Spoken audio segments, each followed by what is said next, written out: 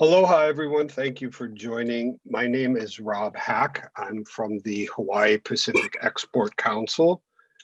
We are a nonprofit here in Honolulu aimed at helping companies from Hawaii export around the world.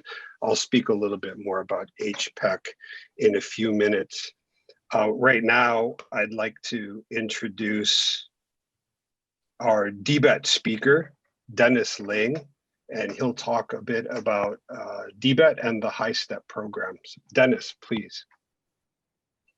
Aloha and good morning. My name is Dennis Ling, and I'm an administrator at the Department of Business, Economic Development and Tourism at the state of Hawaii. Thank you for joining us for the kickoff of the 2021 Hawaii State Trade Expansion Program, also known as HiSTEP. A special aloha and mahalo to Director Quijada, or if I may, AQ. Hawaii was fortunate to be awarded another STEP grant from the Small Business Administration of just a little over $528,000. This is the 8th grant we have received since the program's inception, bringing the total amount of support from the SBA to over $4.5 million. This funding has been so important to the Hawaii small businesses who are looking to increase sales by expanding into global markets. Throughout the years, HiSTEP has supported over 900 companies with export training and business advising, trade shows, trade missions, and other direct financial assistance. These activities resulted in a total of $105 million in export sales. Although the 2020 economic environment is totally different, we look forward to pivoting into new ways with the STEP program to help Hawaii companies maintain and grow exports.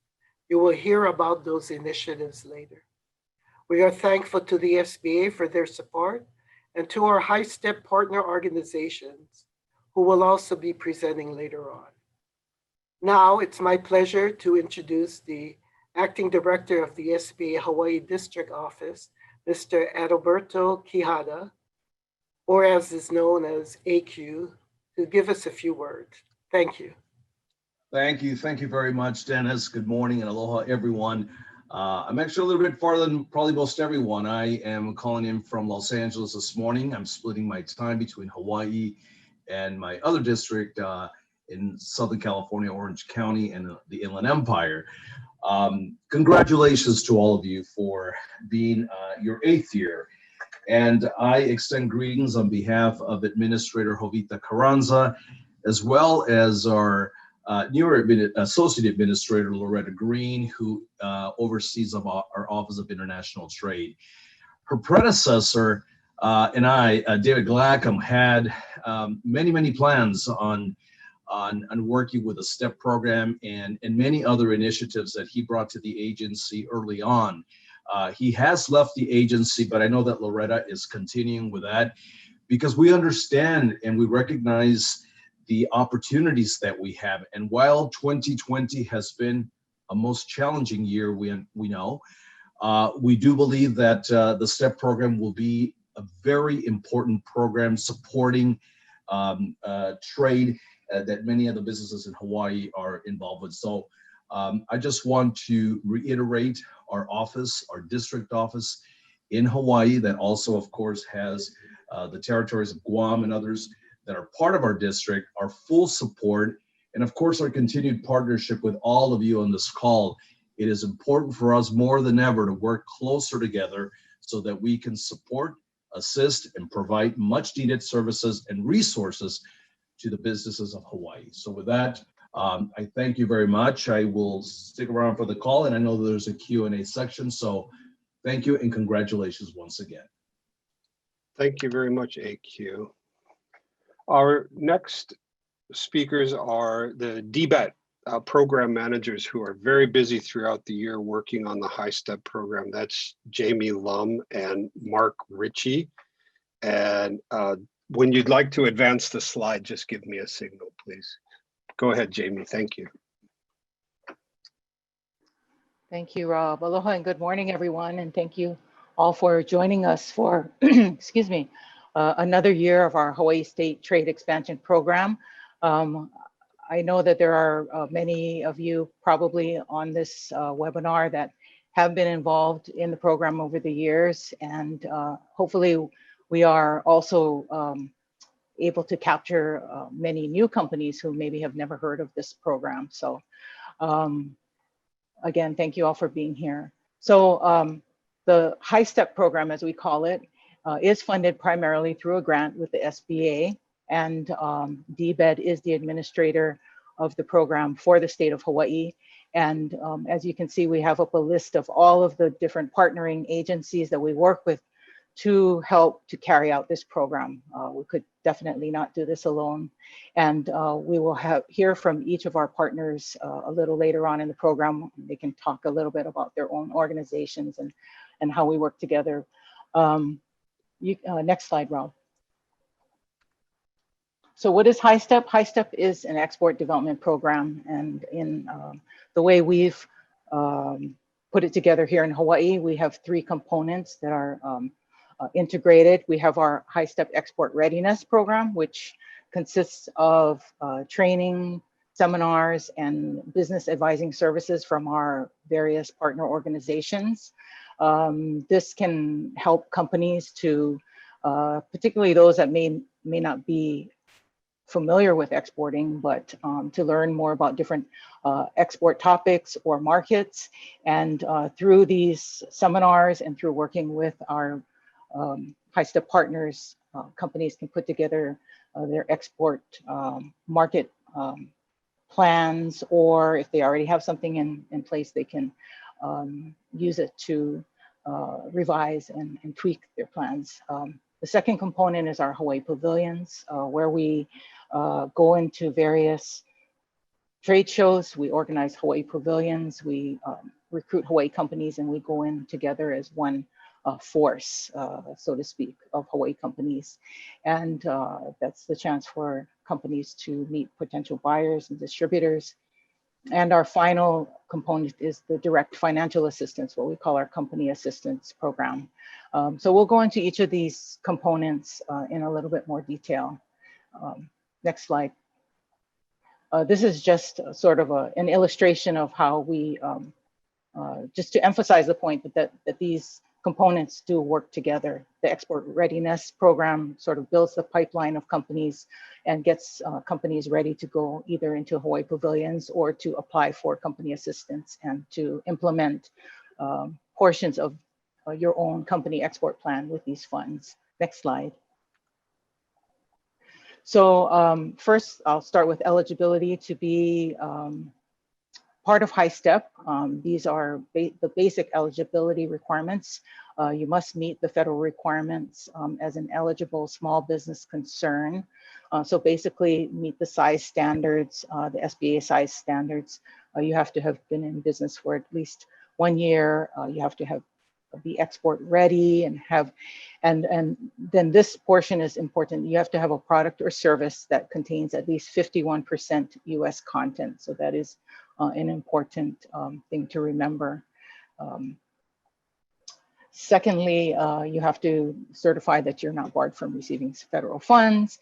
And then on the state side, we require that you be registered with our Department of Commerce and Consumer Affairs, and that you have a general excise tax license here in the state of Hawaii.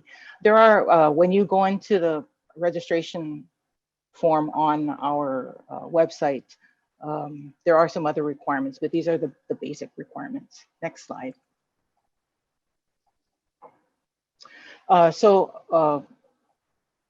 We work very closely with Rob and the team at the Hawaii Pacific Export Council to put together our export readiness program, particularly the training seminars, or now these days webinars. So we have a series of planned programs that will span basically starting from January next year and run through September of next year. There are various, as I mentioned earlier, various export topics, export specific topics. And we are also focusing a lot on virtual type e-commerce, digital marketing, those types of areas that companies are looking at nowadays when we have restrictions on travel and so forth, as well as doing some company specific sessions. And then again, part of our export readiness is working with our partner organizations. And later on, we'll talk a little bit about how that flows. But you'll be assigned basically when you register, paired up with one of our partner organizations to receive some business advising and mentoring. Next slide. As I mentioned, our Hawaii pavilions have been very successful in the past. We recruit Hawaii companies to go into these various shows, and we have some photos there of some past shows, the Tokyo International Gift Show, the Bio International Convention, and the International Food Ingredients and Additives Show. We do work with Hawaii Department of Agriculture. They also help to put together some shows that are, you know, food and agriculture related. Basically, how it's worked is we use the STEP funds to pay for pretty much all of the booth costs, setup, and so forth, and then companies get assessed a small fee to participate.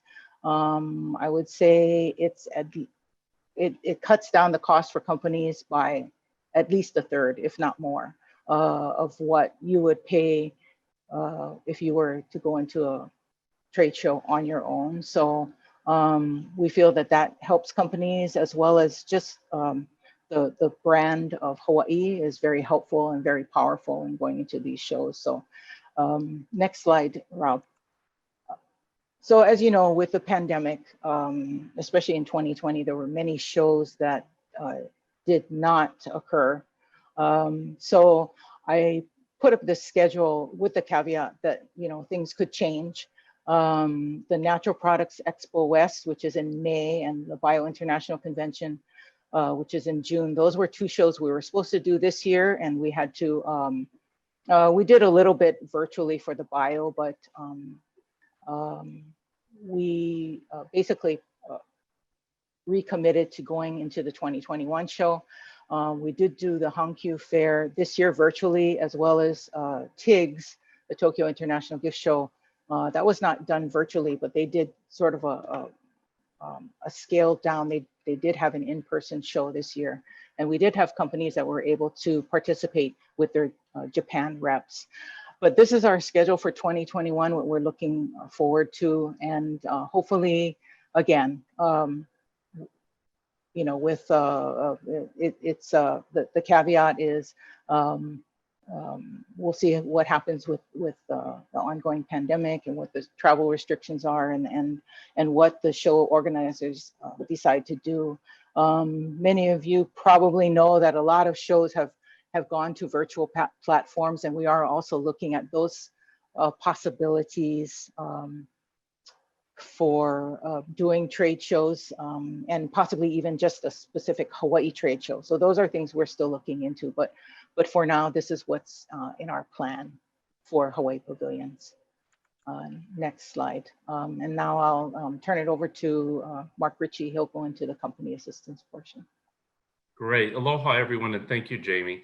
The third component of our HiSTEP program is what we call sort of a company assistance. And what that is, it's direct awards to help subsidize the cost for Hawaii companies that are exporting. And it's a competitive process. We are looking for sort of proposals, and for a minimum of $5,000 up to a maximum of $10,000. And what this part of the program is designed for is, with the Hawaii pavilions, we try to take a group of companies where we know we sort of have critical mass. So for the Tokyo International Gift Show, for instance, we have 70 companies that'll go into that. But if you're in a sector where we're not doing pavilions and things, this is the program you might want to look at. Companies must have at least $200,000 in revenue to apply for just this part of the program. And the reason we require that is we want companies to have skin in the game. And if they're putting an export program together, we want to make sure that they have the resources to be able to see that through. So this year, we are accepting proposals on a continuing basis, and that will start January 8th. We will sort of be posting an RFP, a request for proposal, which is our application process here this week on our website. So you can read it through and then start thinking about, given what you can use the money for, how you might want to use an award to help further your export development program. Next slide, please.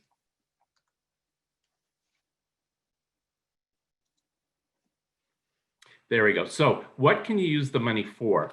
Traditionally, in past years, the bulk of the money that we gave the awards for was to pay for travel costs, shipping costs, trade show booth costs, and things such as that to pay for shows. SBA has actually widened what the funds could be used for given the pandemic.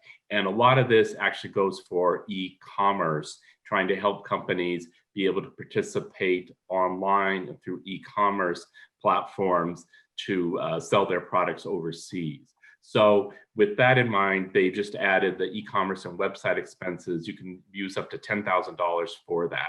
So if you were looking at maybe a Japanese language e-commerce platform, you could use the money for that. You could also use up to $6,000 for international marketing media. You could still use it for airfare, and that was one of the big things along with trade show booth space as in past years. And we don't know. I mean, some of these trade shows that are slotted for June, maybe next summer. I don't know. We'll see what happens with the pandemic. A lot of those trade show organizations are saying, those will be in-person shows. Next, and you can set up to $3,000 for a trade show booth build out.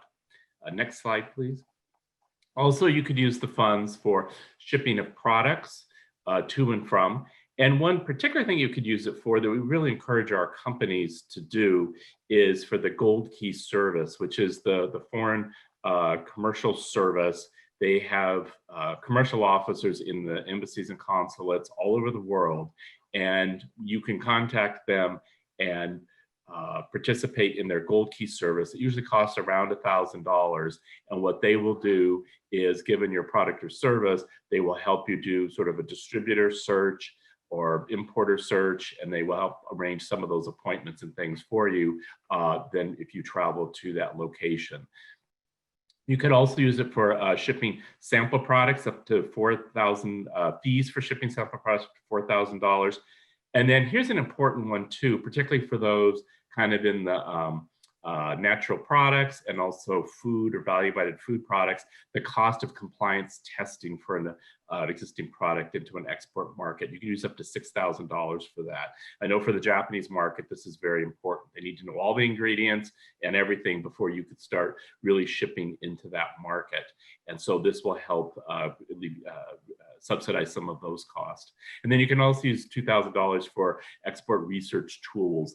And that could be things sort of like kind of marketing, distribution, consulting groups that put out reports and things like that that can help you in your market and putting your export development plan together. Next slide, please. So what are the success metrics for HiSTEP? What we're really on the front lines with SBA, because SBA grants us this money and then they want to see a return on investment. So that return on investment, we roll down to our companies that are participating in HiSTEP as well. And what we're really looking for is expanded exports and revenue from export of Hawaii produced products and services. And number two, we are looking for a larger overall number of Hawaii-based companies that are active in global markets. And then also we're looking for penetration of new markets for Hawaii produced goods and services. And that's one thing we always want people to think about. I know as a default, people think Japan, and that actually is a very good market for Hawaii products and services. There's a lot of goodwill there. And the Japanese consumers are very interested in Hawaii products. But we also want people to think about beyond that, have they looked at South Korea? Have you looked at Taiwan? Have you looked at other parts of Asia Pacific, or even, the Canadian market, maybe Mexican market? There is a free trade agreement between the US, Canada, and Mexico, or maybe even the European market. Next slide, please. And so here's our website where you get to everything we've talked about through this URL. If you go there, it'll explain the three components. We, again, as Jamie said, we're sort of looking for you to register to be a part of the program. And what that registration does, it starts off by, you will be contacted by either DBEDT or one of our resource partners, and actually do one-on-one kind of meeting to see where you're at in terms of your export development program and how we can assist you. Next slide, please. And here is just sort of a diagram on how that works, that you register, it comes to DBEDT, and then one of our partners will probably start trying to work with you, and then we'll kind of feed you into the different programs we have, which includes, the information sessions and export development sessions, and then also the Hawaii pavilions, and then also the individual company assistance program. And next slide.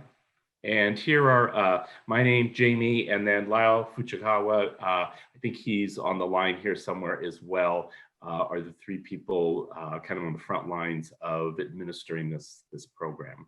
Jamie, did you want to add anything else that I may have missed? No, just encourage people. I don't know if that last slide. Yeah, we do want to just mention this real quickly, but I just maybe finish off with the HiSTEP. Sure. So just encourage you to go to, again, invest.hawaii.gov under the exporting tab, and go to HiSTEP. We will have the registration up, and fill that out. We've done a few more things. We've changed it a little bit in terms of inputting some of the things that you would have to download separately. You'll be able to fill in online, basically the Made in Hawaii valuation form. But we do want to capture information about your company through that registration form. Also on the right-hand side of Rob has our website up. It says subscribe to our email list. I also encourage people just to get on there and sign up so that you can get all of our emails. So everything about HiSTEP is online right now. One thing I did not mention, but you'll see on our website, is that HPEC in the past, all of the seminars that were held were videotaped and are all online. And I know HPEC also has it on their website as well, or their YouTube channel. So you can also view past sessions to get information from on topics that we've covered in the last several years. So anyway, thank you again for your being here, and we look forward to working with all of you. And that last bit on the COVID. Right. We just wanted to show this is not directly related to HiSTEP, but if you go to the homepage for our division, we have extensive information on sort of COVID-19 relief efforts. We try to keep that very up to date. I know there's a lot of organizations where you can find information on COVID, but this is specifically aimed at businesses and everything from, the PPP, EIDL loans, loan forgiveness, the county grants and things like that. So definitely take a look at that, because we know a lot of our companies are struggling, and see if there's something there that might be applicable to you. And we hope that through our export development efforts, this will also be part of our recovery from the pandemic. Thank you. Great, thank you very much. There's one quick question that came in for DBEDT. It says, can you please let folks know who they should contact with general questions? I assume that's Jamie, but would you like to answer that? Right. Sure. Three of those people we had. I mean, I think Jamie, myself, or Lyle could answer those probably. On that last page, I think we had it, the slide. Yeah. And if anybody requests, I can send these presentations out to them Yes. Sure. with your contact information. Yes, Great, great. definitely. Great. And also, just to let people know, once you register with us, you will be contacted by us or one of our resource partners to actually have a conversation with you about where you are on exporting and to help you guide you through some of these things. So that would be a great time to start asking some of these questions when you schedule to do your sort of one-on-one call with our one of our resource partners. Great. Thank you very much, DBEDT. Is everybody seeing a Hawaii Pacific Export Council presentation right now? Great. I'll just go Yes. through this very briefly. Again, my name is Rob Hack, the MC for today. If you join these seminars, you'll see me quite often. I'm with the Hawaii Pacific Export Council. We generally go by the acronym HPEC. We are a 501c3 nonprofit based here in Honolulu. It is also our task to help Guam and Northern Mariana Islands in the Pacific. But with regards to HiSTEP, the high being Hawaii, we're focused on helping Hawaii companies export. As Mark alluded to earlier, most of our companies in Hawaii, when they hear the word export, they think of Japan first. And we're very, very involved in Japan, but we're also very involved in every other market in the Asia Pacific region, as well as Canada, Mexico, Europe, Latin America, and where have you. So we have expertise on our board, all of which have to be vetted by the US Commerce Secretary. And that expertise can help our Hawaii companies with exporting globally. These are some of the activities that we're involved in. Generally, you, as part of the HiSTEP program, will be working to put on a series of seminars that DBEDT has outlined that we'll be working on. And we'll have that schedule up very shortly. There's roughly 10 events throughout the year that will begin in January. Then HPEC has a series of events which augment and complement the HiSTEP program every year. The first one that we're planning is a Korea-specific seminar that'll be on December 10th. Please look for information about that coming soon. And as I said, we have a tentative schedule for programs, both the HiSTEP programs and the HPEC programs that we've put together. The schedule can vary a bit depending on the availability of speakers and the schedule for them. However, most of our programs tend to be front loaded in the beginning of the calendar year, January, February, March, April, May, June, and then we have a few events throughout the summer.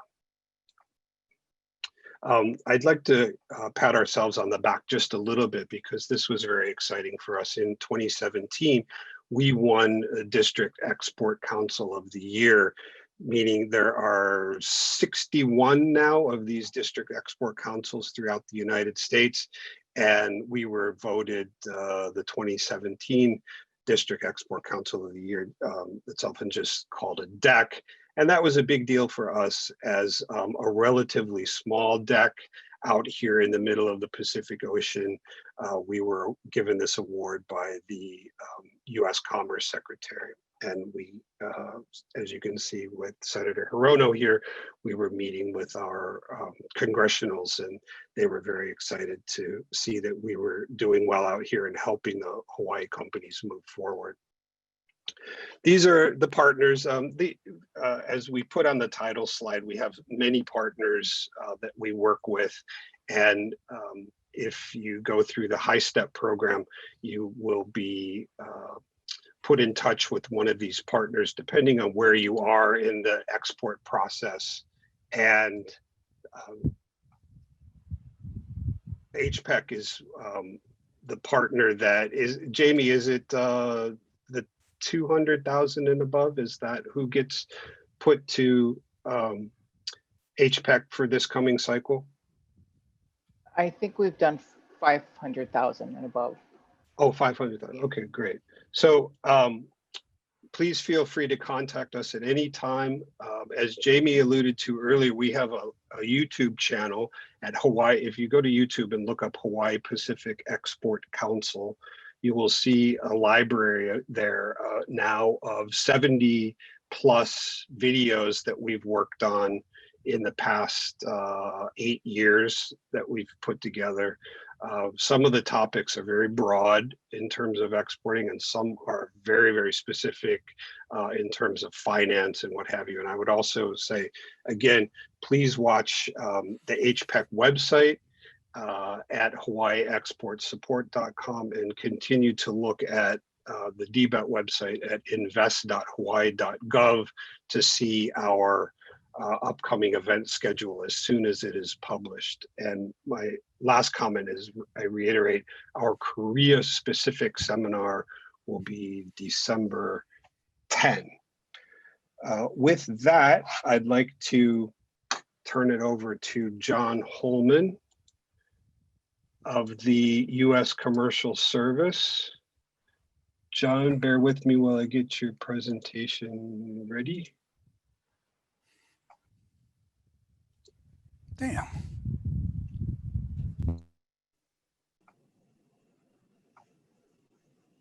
Go ahead, John. Thank you, Rob. Aloha, everyone. It's a pleasure to be here with you today. My name is John Holman, and I serve as the Director of the Pacific for the U.S. Commercial Service, which is an agency within the United States Department of Commerce. And what we do is we help U.S. businesses to sell their products and services in markets around the globe. Our agency has offices in 80 countries around the world, most often at the U.S. embassies, sometimes in the business districts. And we have domestic offices across the country, including my office here in Honolulu at Pier 2 at the Foreign Trade Zone. And what we do is we help mom and pop startups all the way up to major Fortune 500 companies that are looking to find the right target markets for their business, to connect with buyers and sellers, to navigate customs, logistics, documentation, standards, all those things that go into selling your product or service internationally. First slide, please, Rob. What are the keys to success when it comes to exporting? There are 3 keys to success. Number 1 is motivation. You're here today learning about these resources, and that is a really important first step.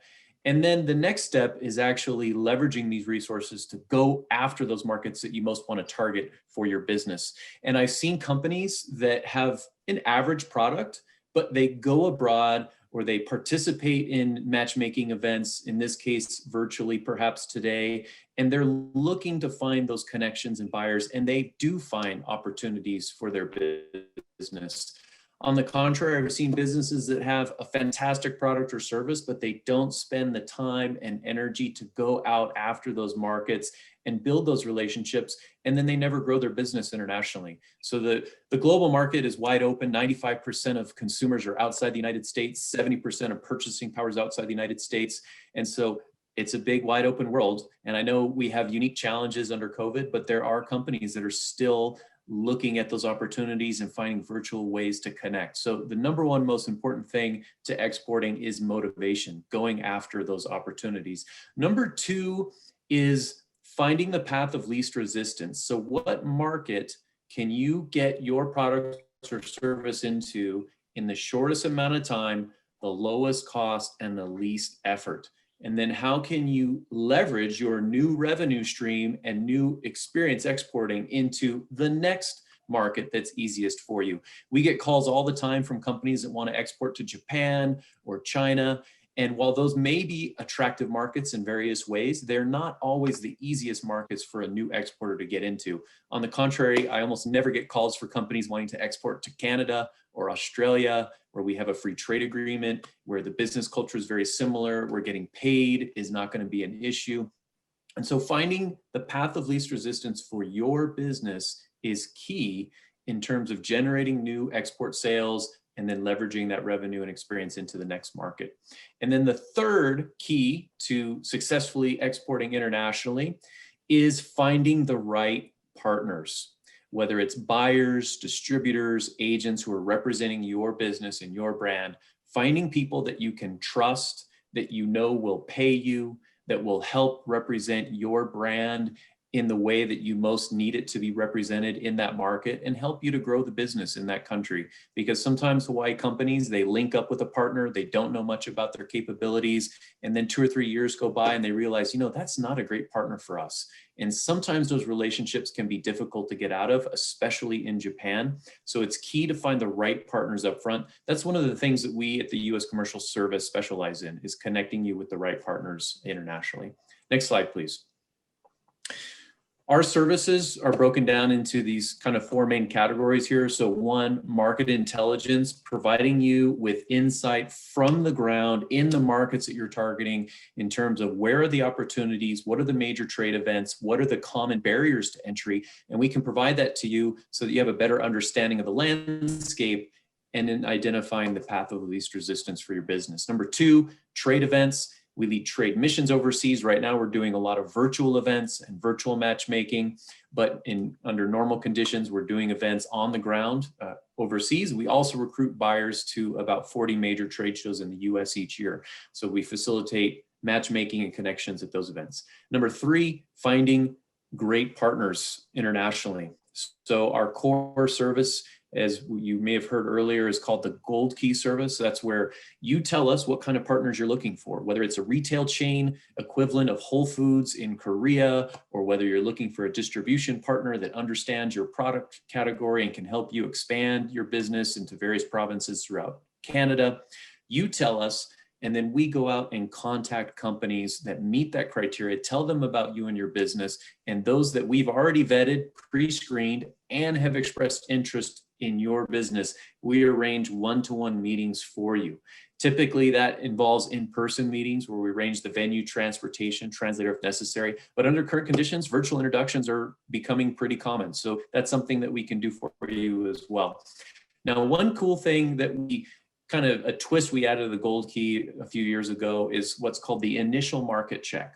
So that's where we go out, contact all those partners, and give you a readout. And the cost of an initial market check is just $350. And then you get the contact information and the comments from companies that have expressed interest in your business. If you would like to convert that to a Gold Key, where we actually facilitate the introductions for you, you can apply that $350 to the Gold Key service fee of $950. That's the Gold Key service and initial market check. We also do background checks on prospective partners. So if you're contacted by companies and you're not sure if they're legitimate, or you meet someone through a matchmaking event and you're not sure if they're the right partner for you, we can do a background check on that business where we look at their legal standing, financial standing. We interview their references in terms of other companies that have done business with them, and we interview the company to make sure that their interests are aligned with your objectives in the market. And more commonly, we're doing a lot of work around e-commerce and supporting businesses in exporting via their online platforms. And so we have an e-commerce innovation center where we're doing website reviews to ensure that your website is up to international standards, that you can process transactions internationally in a way that's easy for buyers overseas. There are often what are called friction points, where a buyer wants to buy your product, but it's only in US dollars. They don't know if there's any tariffs or taxes involved that they're going to have to pay at the border. And so they may just give up in purchasing your product. And so we're working with companies to help them address those issues and then be able to be found in the markets they're targeting, whether it's Korea, Japan, Canada, Australia, wherever, and be able to have seamless online transactions. So that's something that we're doing more of. And then consulting advocacy. So all those questions that come up, is my product up to standard in this market? What kinds of documentation do I need to sell legally in this market? All those questions about the exporting process, we can assist you with at every stage of the process. Next slide, please. That's a summary of our services, how we support US companies. You see my contact information there. The best way to reach me right now, is we're under indefinite telework, is via my email address. So if you have any questions, comments, or would like to move forward with exploring some new market opportunities, please shoot me an email at john.holman@trade.gov, and we'll do our best to help you get connected internationally and answer your questions in terms of growing your international exports. Thank you very much. Back to you, Rob. Thank you, John. Great presentation. I've heard you say in the past, you had a comment about that your office is the gateway to how many foreign commercial service outposts are there? Yeah, so I ask companies sometimes, how many international offices do you have? And usually we don't have anyone raise their hand, but I like to remind you that we are your tax dollars at work. And through your tax dollars, you have a network of 250 offices in 80 countries around the globe. So keep that in mind. You know, we really are your international network that you can tap into. That's great. Thank you very much. Mm-hmm. Our next speaker is Joe Burns from Hawaii Small Business Development Center. Joe, are you here? Yes, I am, Rob. Good morning. Good morning, and I'd like to congratulate you. I opened the Pacific Business News recently, and there was an enormous picture of Joe Burns there with a great article about you.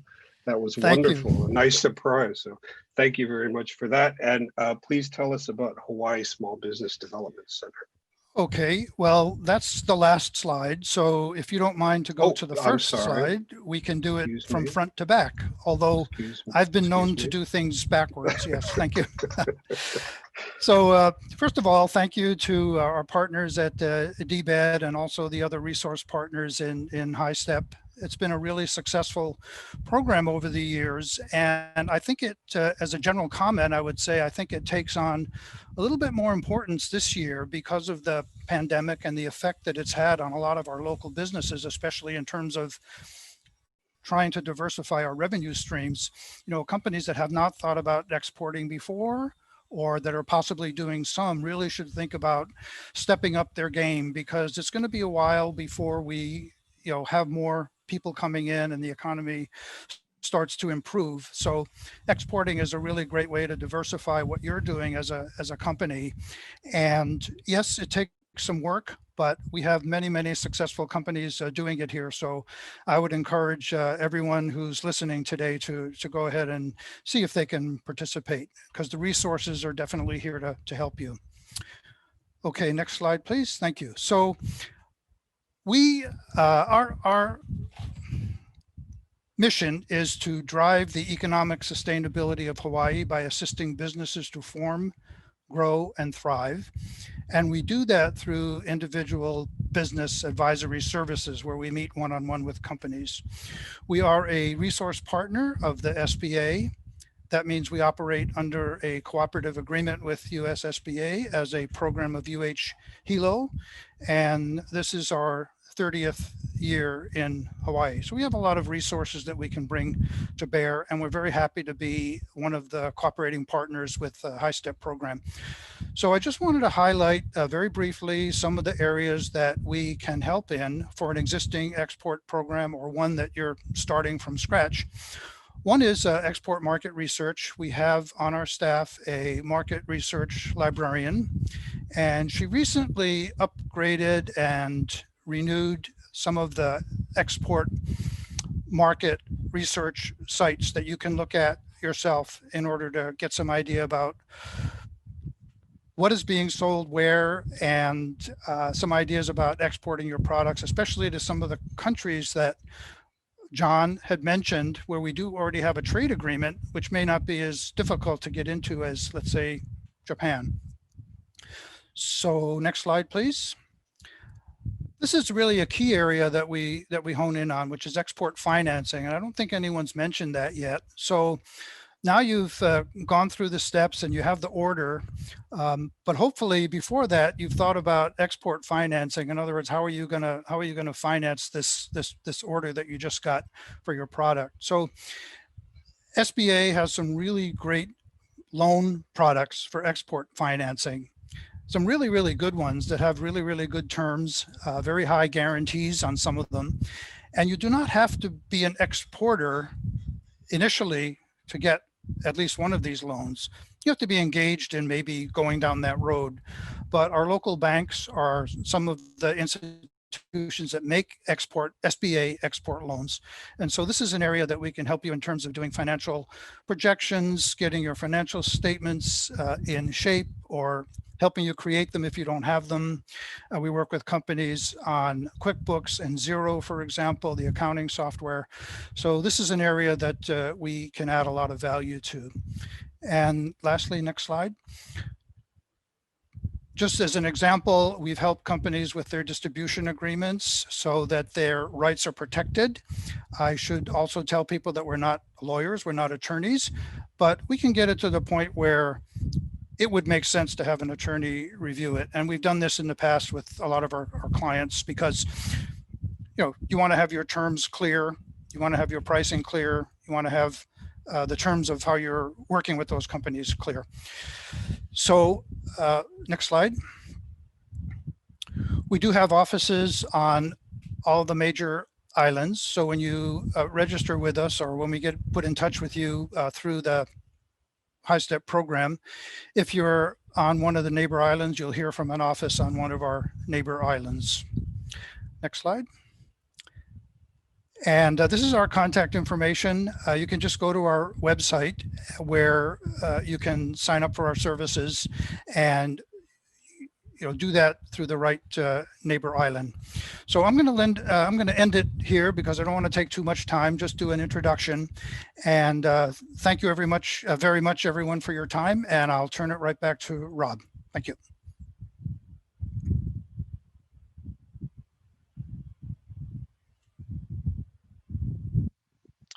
Rob, you're muted.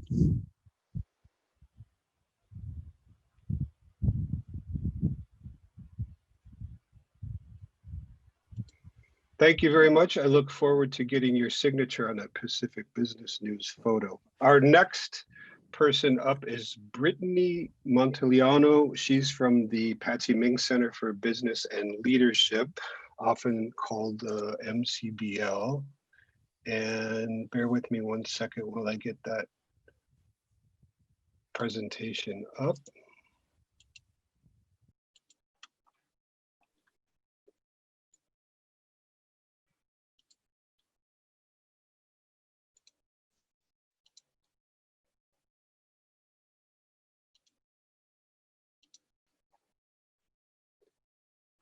Hi, Brittany, are you here? Yes. Great. Can you see your presentation? Yes, I can. Great. Please proceed. Okay, perfect.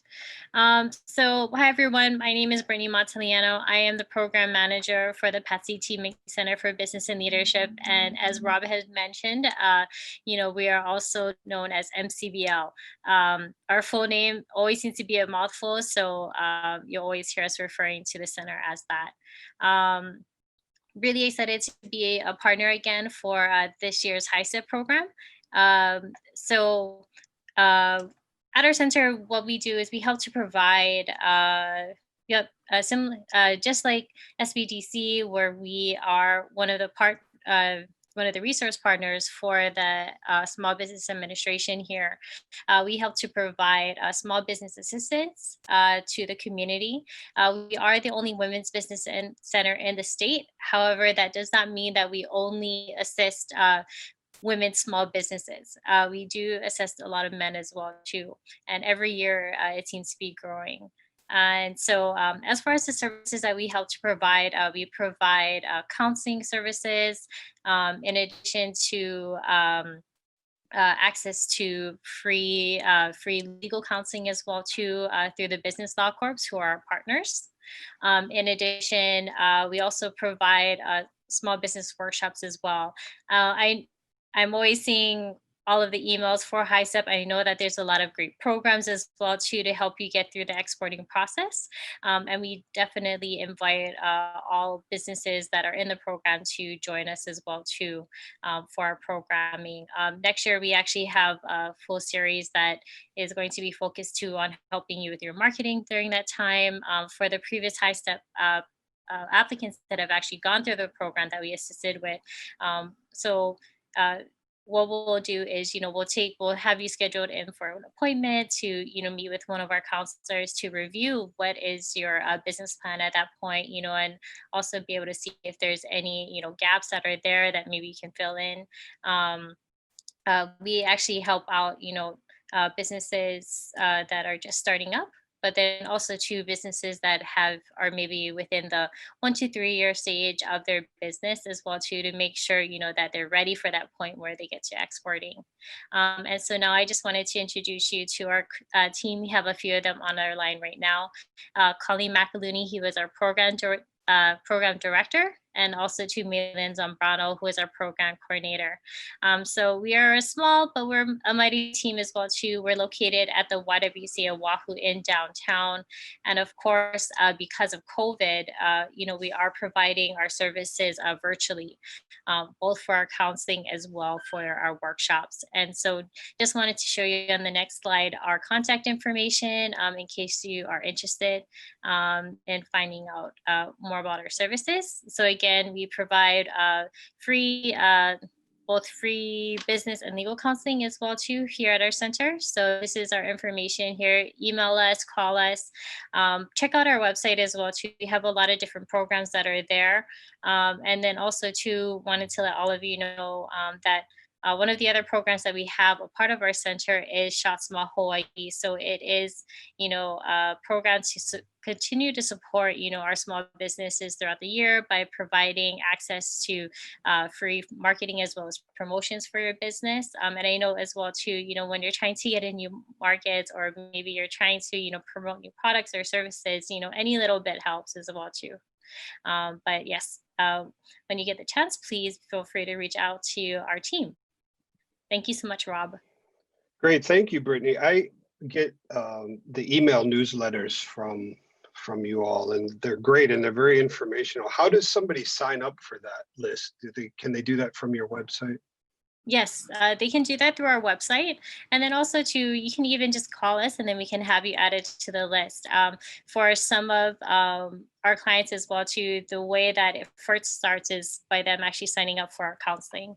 And from there, we'll automatically get you signed up so that you receive the most up-to-date news for our programs. And then actually for the Shot Small Hawaii, so that's actually a separate program. So if you are interested in signing up for that, you do need to complete the application. It's free to join for us local Hawaii small businesses. And then that actually you do have access to be able to see all of the events that are coming up for all of the SBA resource partners, including VBOC, SBDC, our center, as well as the SBA, because we know how important it is to be able to know about all of the resources that are available out there. And a lot of times, you're only subscribed to one. We just try to make it a little easier. Great. Okay, thank you very much. Thank you, Our Rob. next presentation will be from Dennis Kwok of the Veterans Business Outreach Center of the Pacific. And let me get that presentation up.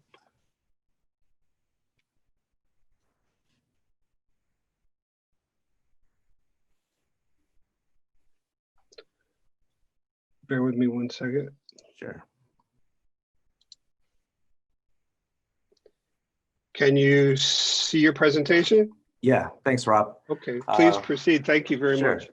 Good morning, everyone. My name is Dennis Kwok. I'm the director of the Veterans Business Outreach Center of the Pacific, otherwise known as VBOC. We have a cooperative agreement with the University of Hawaii at Hilo, and we are the last resource partner for the United States Small Business Administration through their Office of Veterans Business Development. We cover Hawaii, Guam, and American Samoa. And when I say we, it's just the three of us, so we have a large area to cover. Next slide, please, Rob. We provide training and mentoring, but our primary focus is what's called the Boots to Business and the Boots to Business Rebrew programs.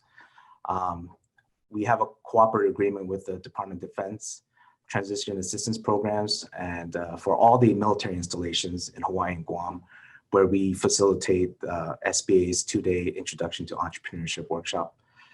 We also provide technical and financial assistance and training skills sessions such as social media and marketing. And we do comprehensive business assessments and mentoring to business owners. And to business owners, when I say business owners, it's we work with a selected group of people. Next slide, please.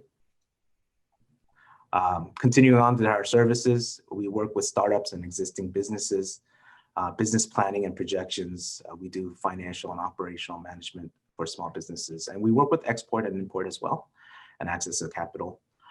But we work specifically with veterans, service-disabled veterans, reservists, National Guard members, active duty members, and spouses of military members. So that's where our focus is. And it's good to be back at HiSTEP. We've been kind of away for a couple of years, but for the HiSTEP program, we plan to work with any kind of small business that needs our assistance. Next slide. So, you know, we're here for you. But we have a pretty strong team, myself, Victoria, and Lori.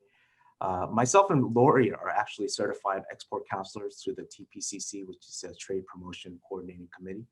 But our contact information is there. You can always reach us via email or go onto our website and you can sign up for our services. We do a lot of workshops these days because of COVID, and most of our workshops are online. Although it's geared toward veterans, anyone can join. So we look forward to working with you guys. And I just want to say in closing that, you know, I've worked with a couple of clients that work through the HiSTEP program, and they got a lot out of it, and they always have, you know, glowing remarks. So I hope you guys always all have the same kind of experience they did. All right. Thanks, Rob. Thank you very much, Dennis. I didn't know that you all handle military spouses or veteran spouses. That's that's very interesting service. Yeah. All military connected families. Yes. Great. Our next presenter is David Sickink from the Foreign Trade Zone. Can you see your presentation? Sure can. This is a wonderful resource down at Pier 2 here that I think I meet a lot of people who don't know about it, but it's a large facility, fantastic for exporters and importers alike. And David, take it away. Well, thank you, Rob.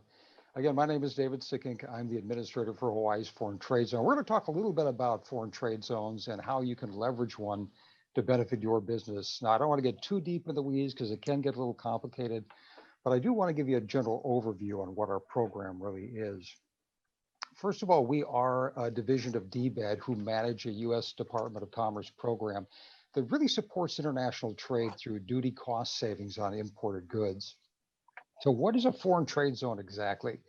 Well, a foreign trade zone is a secure area that's located in the U.S., or in other words, on U.S. soil, that's considered outside U.S. customs territory, where imported goods are treated as if they were in a foreign country. Let's go to the next slide. Okay, this means that merchandise of every type, both foreign and domestic, can be held in that zone, and it's tax and duty free while it's in that area. Now, this in turn reduces the cost of conducting international trade or manufacturing by retaining employment and capital investment in those operations. Next slide. Now, the idea really behind a foreign trade zone is to remove the disincentives of storing or manufacturing products in the U.S. by deferring, reducing, or eliminating those customs duties. Let's go to the next slide. So there are two types of zone. One is a general purpose zone, which generally is a warehouse operation. The other type is what's called a subzone or a usage-driven zone, and that one is one that conducts manufacturing or maybe does refining operations like our two refineries do out in Kapolei. Let's go to the next slide. So this is a list of all the things that can be done to merchandise while they're stored in an FTZ. Now, you know, it's a little star by manufacturing, and that's because there is a little bit different process involved with manufacturing because you need a special authorization from Customs and Border Protection and the Foreign Trade Zones Board in DC, really to conduct product manufacturing in a foreign trade zone. Next slide. So here are the benefits of using an FTZ. First of all, there's duty deferral and avoidance. That means that no duties are collected on those goods while they're in that foreign trade zone. And if the good is exported, no duties are collected at all on that product because it never entered U.S. commerce. Next is an inverted tariff. That is when the final manufactured product duty is actually lower than its component parts, like automobiles. The component parts that go into that automobile have very high duty rates on them, but the car itself has a lower duty rate.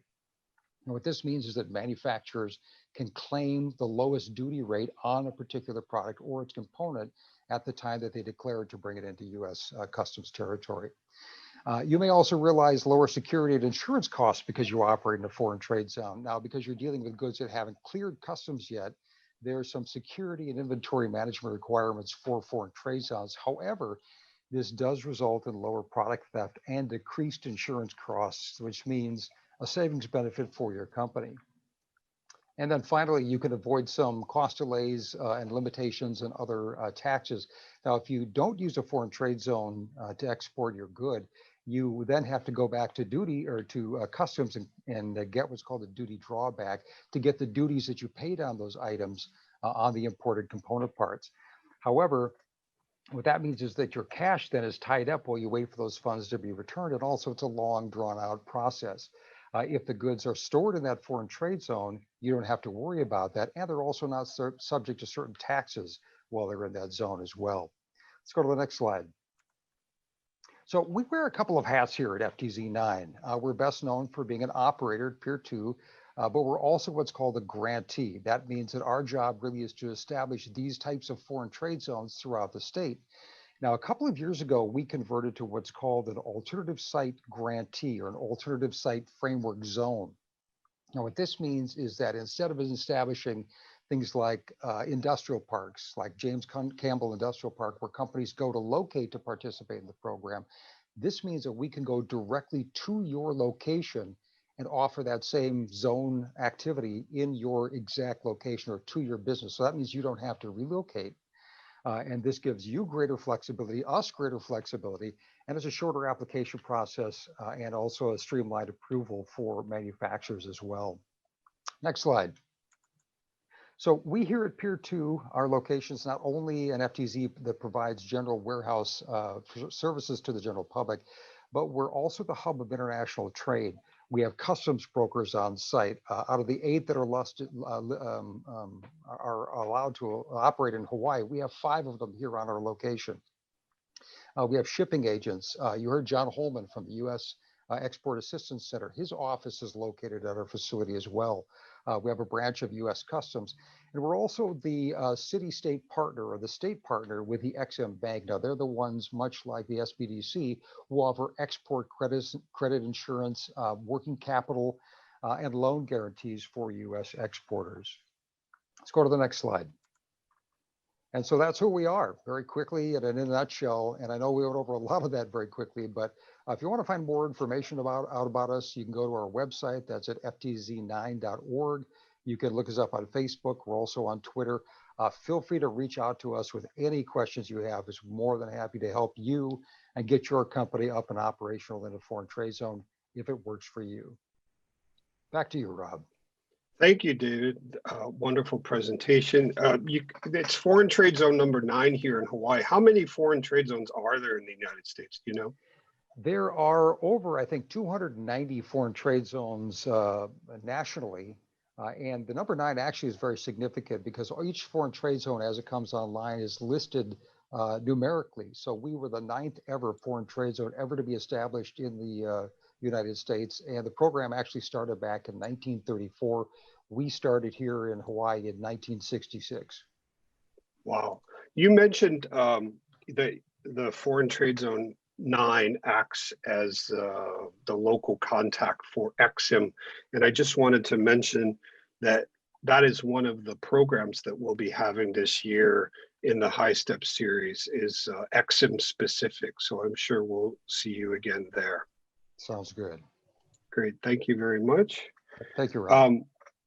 Our next speakers are from the Hawaii Department of Agriculture. And we have Sharon Hurd, Yukashi Smith, and Karen Sir. Can you see your presentation, ladies? I can. Great. Thank you very much. Please proceed. Okay, well, good morning, everyone that's tuned in virtually, and thank you especially to DBEDT Dennis Ling, Mark Ritchie, and certainly Jamie Lum for including the Department of Agriculture in this really slate of information-rich speakers. And I want to say that, you know, we believe that the more information you have, the better decisions you can make.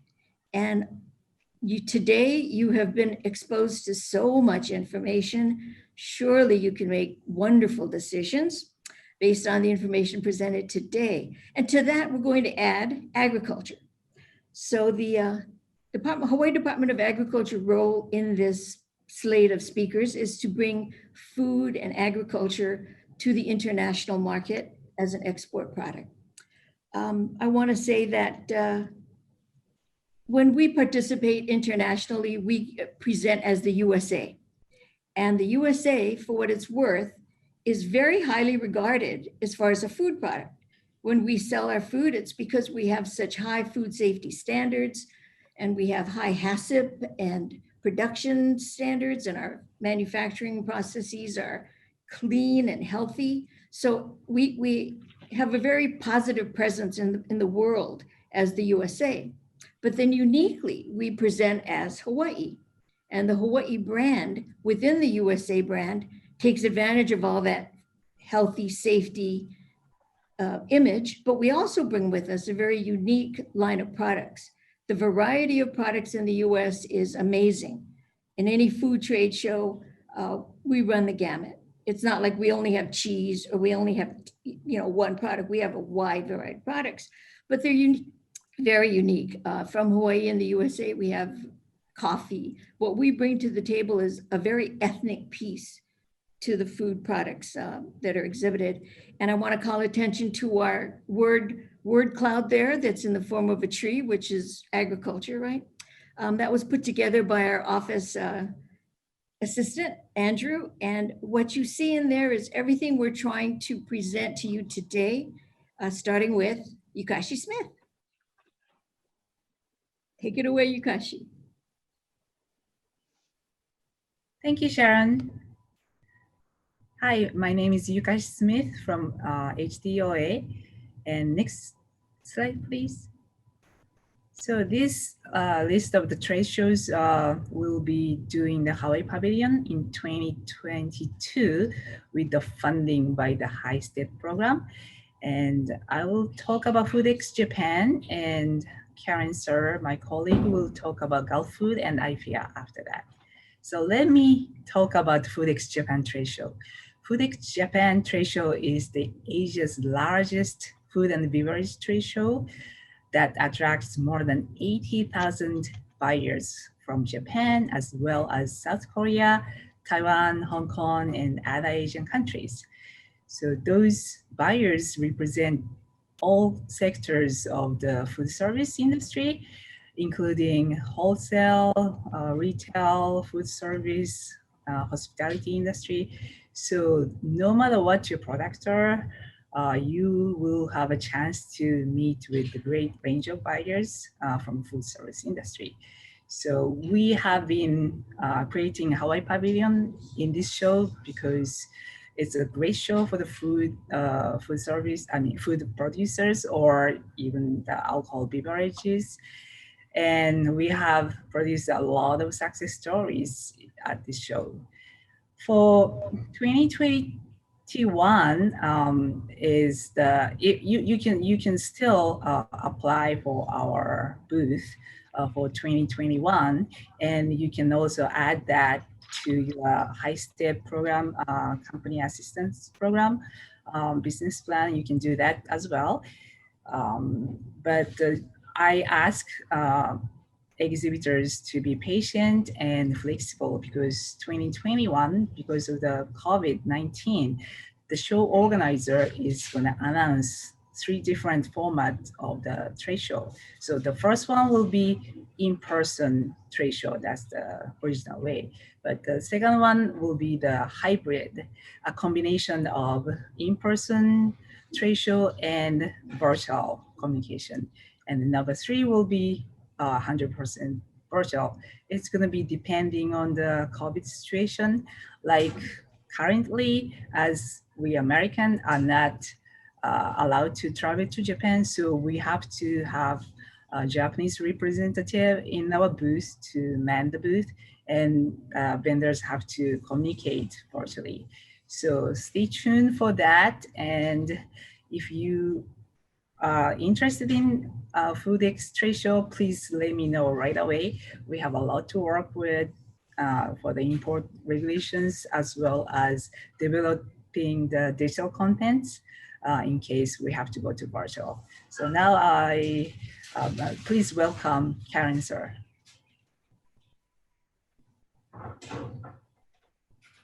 Hi. Can you hear and see me? Either way, it's fine. Hi, I'm Karen, sir, and I echo our thanks for the opportunity to join you today.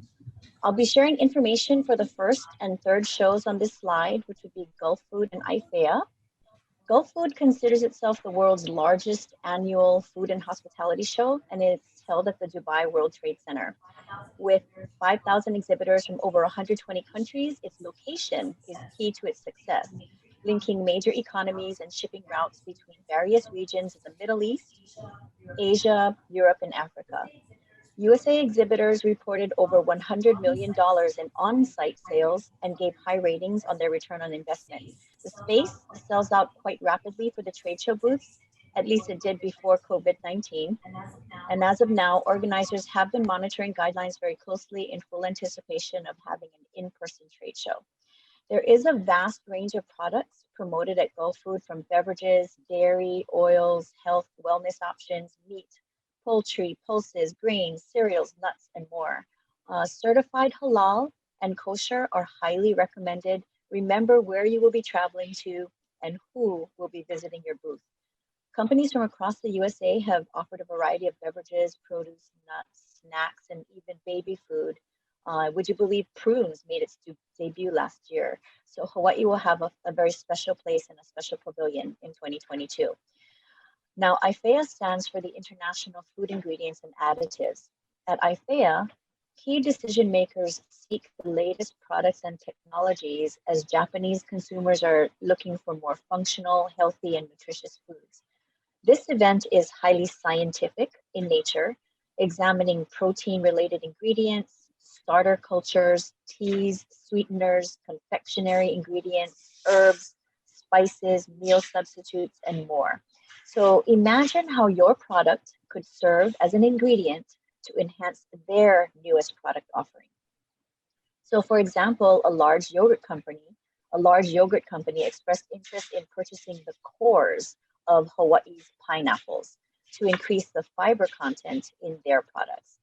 So please note, as others have already mentioned, Japan is very careful with their imported ingredients, so their food developers will judiciously analyze your ingredients and additives for everything from nutrition to safety and more. Our team here at the Department of Agriculture Market Development Branch is supporting your success here and around the world, and so we hope you join us soon. Next slide, please. Here's our contact information. You can register for these trade shows on our website, which is the third line, https://htoa.hawaii.gov ADDMD. And Yukashi and my email and phone numbers are above that. So we want to thank you again for having us today, and to our attendees, thank you for joining us. We look forward to being a part of your company's success. And we'll stay tuned for the Q&A later. Thanks. Great. Thank you very much, Karen and Yukashi and Sharon before that. Just a quick question. I don't remember hearing about Gulf Food in past years. Is that a new show that you're attending? Or? Would you like me to take that, or Yukashi? Go ahead. I was going to say that we have been participating in Gulf Food for quite a while through WUSATA, through the WUSATA. Oh, I see. Agriculture Trade Association. And I mimic everything Karen said. It is a really, the sales at that show are fantastic. We had a couple of Hawaii companies participate in the past. Wonderful. Yeah. Karen, we're looking forward, and I'll just add on to that. We're looking forward to hosting a Hawaii pavilion that Yukashi will head up. So that'll be exciting. That's at this in 2022 there'll be a specific Hawaii pavilion. That is what we're hoping for through HiSTEP.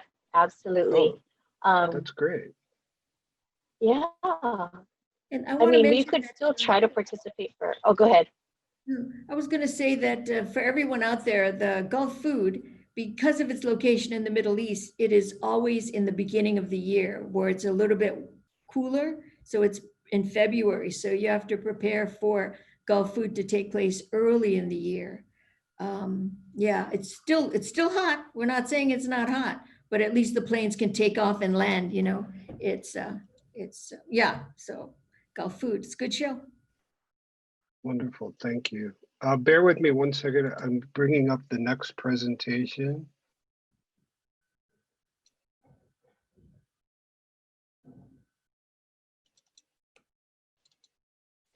Our final presentation today is from the High Technology Development Corp and Innovate Hawaii. It's Aaron Furuichi and Nicole Pfeffer.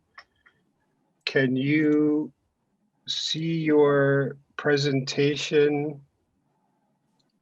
No. Okay. Just one second. Yeah. Can you see it now? Yeah, can see it now. Okay, great. Please proceed. Thank you. Great, thanks, Rob.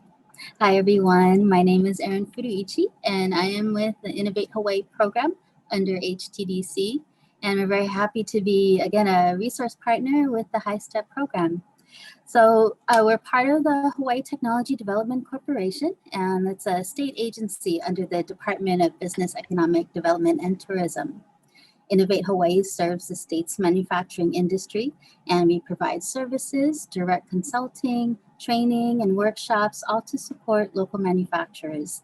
So in the area of export readiness, we can help with scaling up production to get ready to market to global, on a global level. And we can also provide e-commerce and digital marketing services, just to name a few. We are federally funded through the Department of Commerce and through the NIST MEP program. That's the Manufacturing Extension Partnership. And through our MEP National Network, we have one center in every state plus Puerto Rico. The benefit with that is if we don't have the resources here in our state, we can easily reach out to any of those centers and get the help that's needed here for our companies in Hawaii. Next slide, please. Thanks, Rob. My colleague Nicole Pfeffer is here, and she's going to share a quick overview about our program for the e-commerce. Nicole? Hi, so I'm Nicole, a project engineer at HTDC Innovate Hawaii, and we have our e-commerce and digital marketing assistance program, which is funded by the Hawaii Business Pivot Grant Program through the Chamber of Commerce Hawaii. And we are offering a series of webinars and workshops to improve e-commerce and web development for Hawaii businesses. Topics range from the fundamentals to email marketing, search engine optimization, analytics, social media, and more. And we are continuing to add webinars to our website through December, so please check our website periodically. And we will also be offering 3 hours of free consulting sessions with e-commerce and web development experts to Hawaii businesses. Businesses must be registered with DCCA to qualify for the free consulting. And please apply online soon as spaces are filling up. Thank you. Back to Erin. Great, thank you so much, Nicole. So yeah, on the slide there, you can see the website listed, and if you have any questions, Nicole's email. Next slide, please, Rob. And this is just our information here where you can reach us. Like a lot of offices, most of us are teleworking, so email would be the best way to reach us. And also just wanted to add that you can learn more about our program and our agency through our website, and that's htdc.org. Thank you so much, everyone, for your time today, and thank you, Rob. Oh, thank you very much. We will very likely be having one of our HiSTEP seminars that we do every year with Innovate Hawaii is scaling up operations and the grants that are available for exporters who receive a large order and need to purchase machinery or what have you. And that's usually done with the Waynes and probably in February, but it's to be determined. But it's a wonderful organization. I encourage everybody to stay in touch with Innovate Hawaii. Okay, with that, we have completed our presentations for the day, and we will open it up to Q&A. If there are any questions. I saw one came in.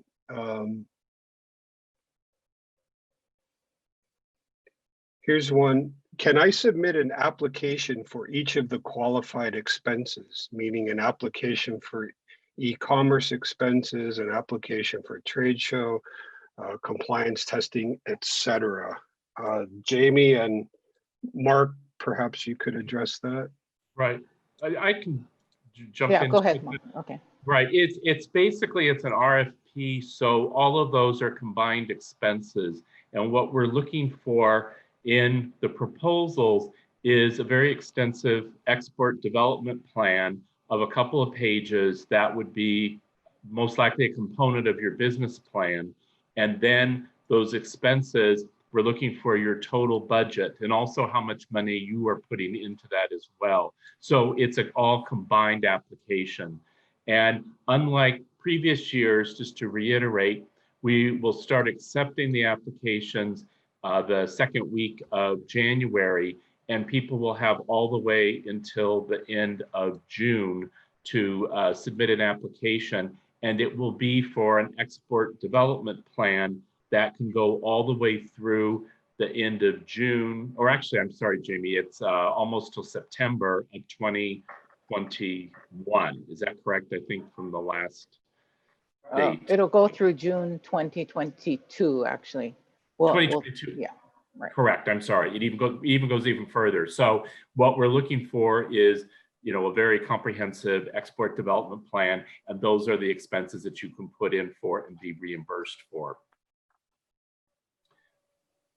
And maybe I can also add that one thing we didn't mention is we will be doing 3 pre-proposal sort of webinars where we'll go into a little bit more of what we're looking for in the applications, because it is a competitive process. So I forgot the date. We'll post the dates on our website, but the first one will probably be, I think, before the holidays, before Christmas. And then we'll have another one in probably February, and then another one later in the spring. Great. There's one more question here on how viable is CBD for export? Do you have a comment on that? I can also add there that I have consulted to a few companies in Hawaii who are interested in exporting, particularly to Asia, CBD products. And there is an uphill battle in some of the markets. I would say most of the markets in Asia regarding CBD, just with the false connotations that's associated with CBD. However, the companies in Hawaii that have done that have found that the markets in Asia that were accepting to CBD were very accepting of the products from Hawaii. As Sharon Hurd and others have alluded to earlier, the products from Hawaii are considered to be very high quality and natural, with natural ingredients involved, with the sun and the sky and the water and the earth being very pure and clean in Hawaii, at least from a marketing image. So the CBD companies did well there, but I'll let DBEDT answer if they have a specific comment about CBD. Well, I can't really, the only thing I can comment on is I know that the Natural Products Show, which, as I said, we were slated to go into this past March, and hopefully in May next year, they will have it in person or some version of it, but they do have a large CBD section. So I'm just making that assumption that with that, and knowing that there are a lot of international buyers that go to the natural product show that there must be a market out there in other countries. But I can't speak to how easy or difficult it is to get it into certain markets, and don't know if maybe any of the others speakers today might have information on that. Natural Products is Anaheim, correct? Yes, in Anaheim. And when is that? Because they didn't have it in 2020, it's normally in March, but for 2021, it's actually right before the Memorial Day weekend. So it's at the end of May. And that's probably because they needed, because convention centers schedule so many years in advance, they probably had to look for an open window of when they could reschedule it for 2021. So, okay. Yeah. Great. And they, Another question has popped up. Do any of the presenters here today have a platform or a means to bringing a Hawaii company in front of private placement investors or make referrals to help finance them to get to the next level for engagement with exporting and what the HiSTEP program has to offer? How about, maybe I can answer that. The SBA grant that we received to do this and all of our resource partners, it really is looking at companies that already have products as opposed to companies that aren't even in revenue yet, that are just doing maybe research or product development. However, there are other organizations that we collaborate with that actually help with funding.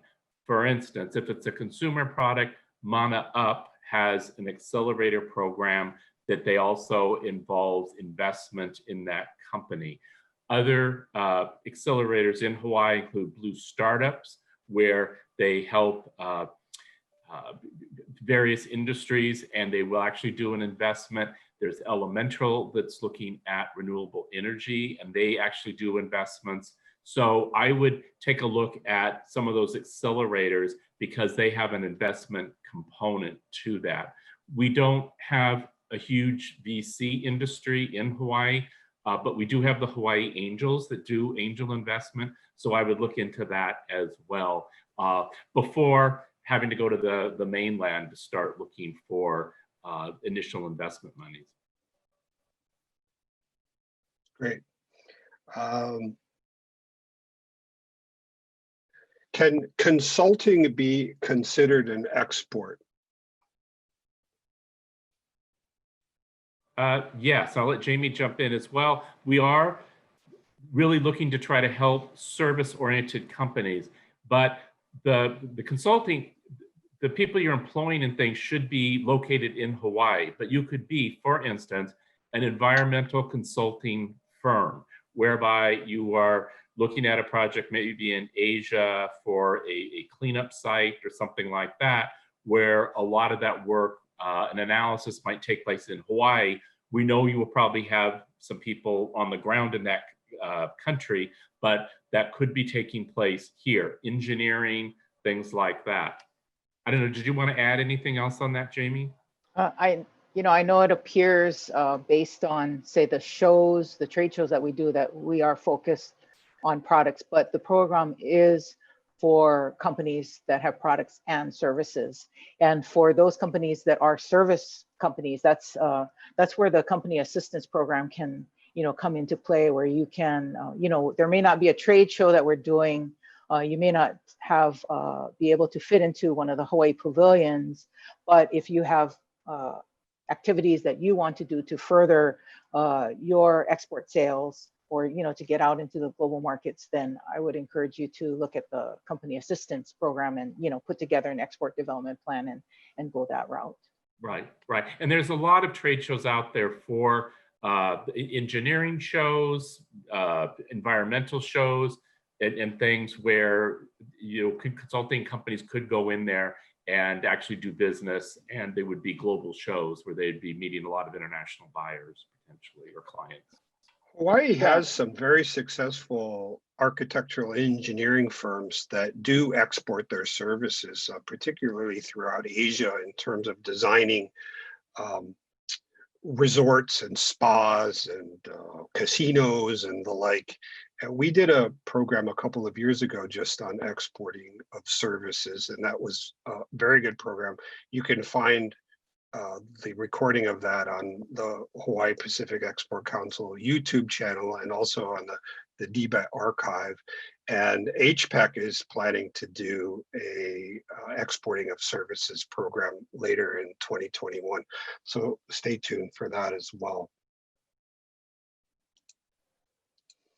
Okay, any further questions? Let's just wait a few seconds and see if anybody types in a question. Okay, very good. I'd like to extend a heartfelt thanks to all of our panelists today from the myriad organizations that are involved in the HiSTEP program. In particular, we'd like to thank SBA for the funding that is the backdrop for all of this HiSTEP activity. And we'd like to thank DBEDT for helping coordinate it and getting the word out about it. This is Rob Hack with the Hawaii Pacific Export Council, and we thank you very much for attending.